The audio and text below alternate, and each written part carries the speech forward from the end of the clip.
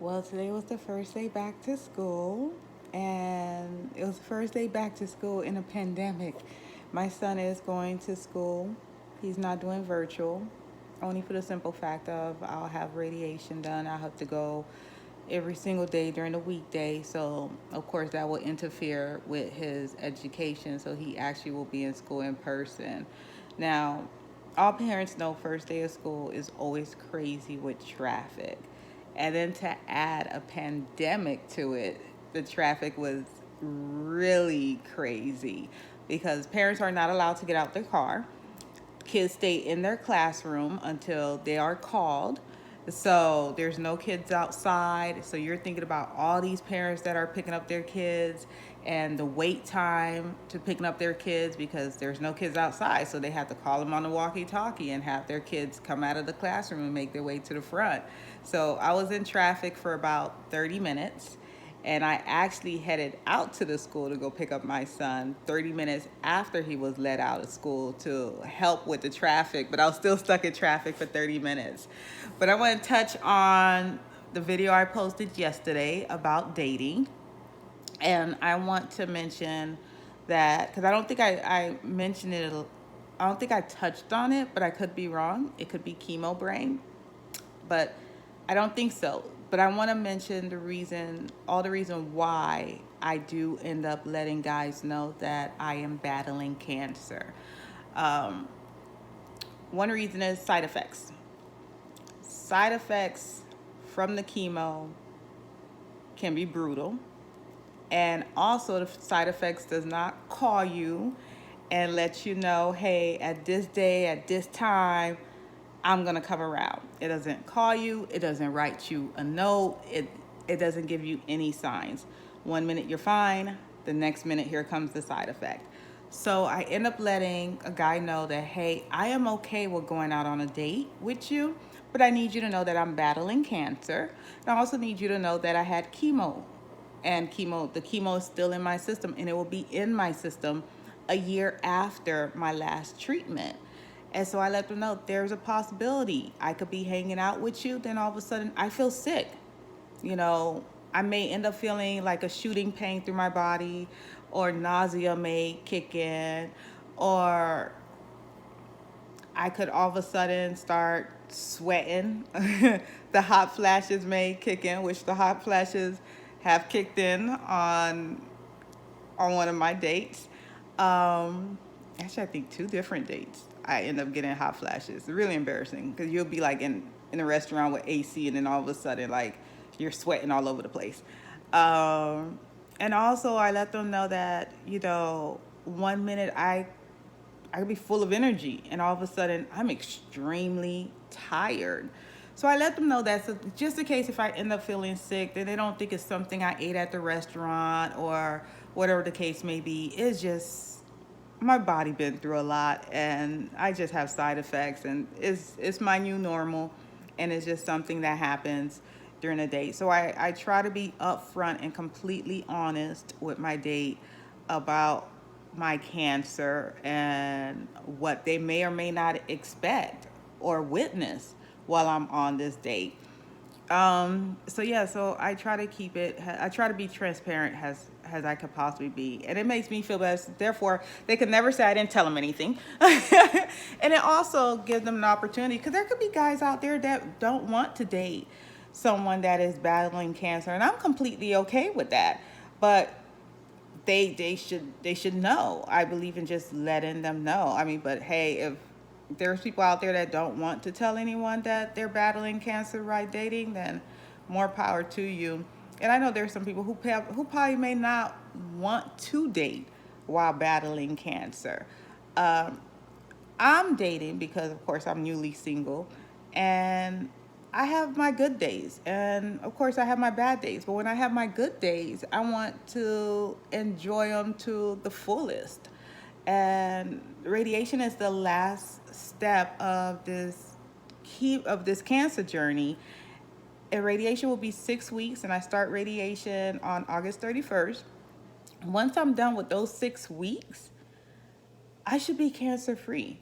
So I might as well get in the get into the dating scene, weed out some of these bad apples and hopefully find someone once I'm cancer free that I could truly enjoy spending time with and going on vacations with and so on.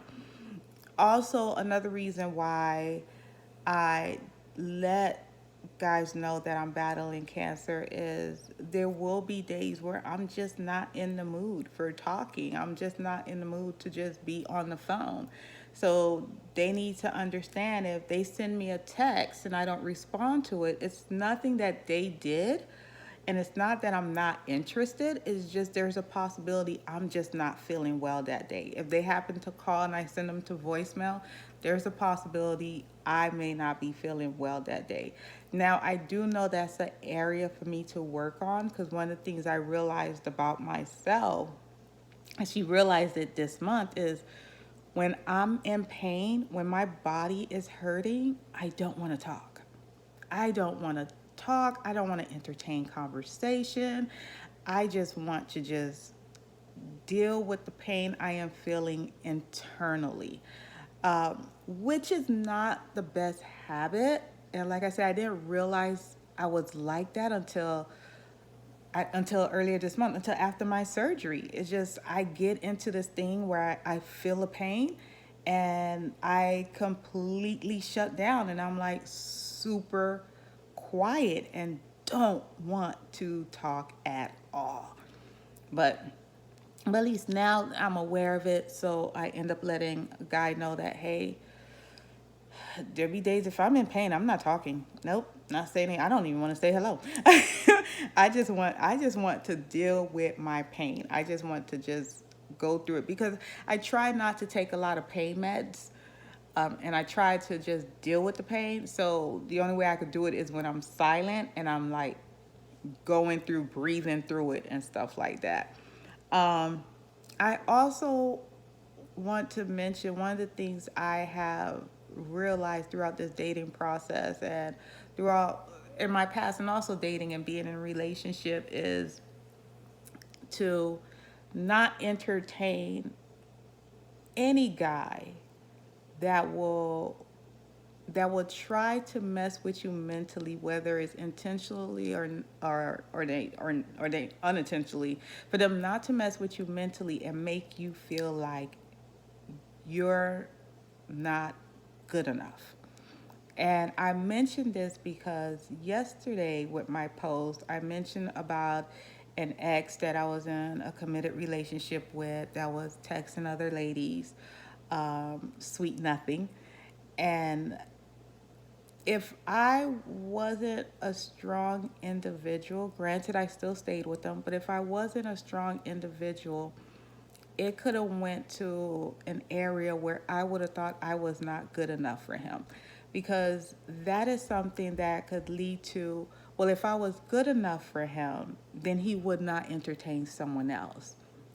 And I bring this up because I went on a date, um, whether it was last week or the week before that, and with this guy, which I don't talk to anymore, with this guy, when we were out eating, every chick that walked by our table, he checked them out. And I was like, if I wasn't a strong individual or strong minded, I would think that I was not good enough. But it's not that you're not good enough, it's just that person is not worth your time. It's just there's probably something going on with that person that that person may feel like they need a whole lot of attention. And I read somewhere that if a person is if a person lacked love growing up from one parent or both parents, or if a parent wasn't around and they didn't get that love and attention that they need, there's a possibility they may grow up and crave that attention from other people. I don't know if it's true. It may be true. It may be true for some individuals, but not all individuals. But there are signs. There are definitely signs, and I'm trying to be more aware and open to those signs. To if I interact with an individual and he happens to do something, like I said, intentionally or not, that that he happens to do something to that will, whether it's checking out some another lady while being with me, whether it's texting a lady while being with me, or whatever it may be, or or entertaining another lady while being with me, that it is important that I always tell myself it's not me. It's not me. It's not that I'm not good enough, that this individual can't just focus solely on me, that they need multiple ladies to focus on. It's not me. It's something within that individual, that individual need to work out or not. But it's something that I won't entertain. And it's something that I don't think any lady should entertain, because there are guys out there that will pay attention to you and that will be in a committed relationship with you and just focus on you.